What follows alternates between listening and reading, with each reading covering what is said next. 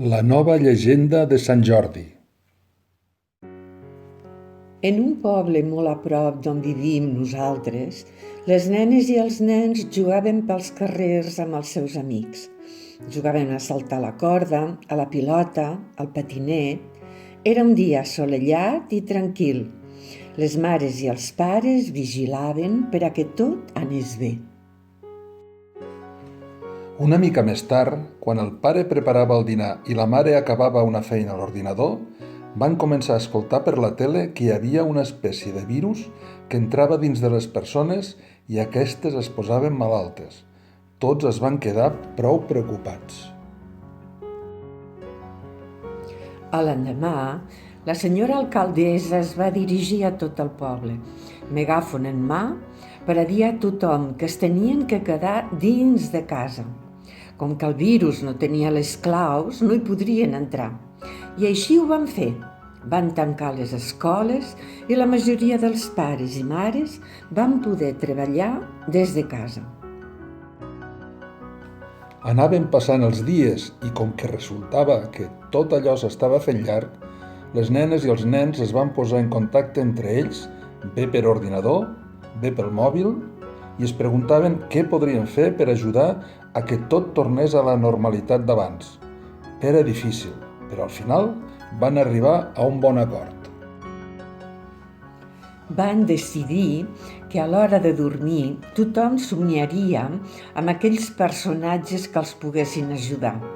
Una vegada dormits, es van trobar amb en Jordi, la Jordina, la princesa que també volia col·laborar i el drac de tota la vida. Entre tots i totes van trobar un pla fantàstic i s'hi van posar tot seguit. De totes les cases van arreplegar els coladors que van trobar, els atrapapapallones, les raquetes de tennis i tot allò que els servís per atrapar els virus. I els somnis van sortir al carrer. I després de moltes hores van aconseguir enxampar-los a tots. No va ser fàcil, no. A mida que els anaven agafant, els posaven dins d'uns grans sacs que portaven. I amb els sacs ben plens de virus es van dirigir cap a un bosc ben llunyà, on sabien que hi havia un pou molt profund. En arribar, entre tots i totes, van buidar els virus dels sacs dins del pou, fins que no en van quedar ni un a dins de cap sac. I vet aquí que, com per art de màgia, van començar a créixer roses vermelles pels voltants del pou. A l'endemà, quan es van despertar els petits, al poble hi havia una gran alegria. Els grans deien que la malaltia havia desaparegut, que ja no quedava cap virus al poble.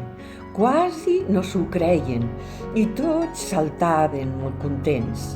Però les nenes i els nens es miraven entre elles i se n'en reien, perquè elles sí sabien què havia passat. Allò era als voltants del 23 d'abril del 2020.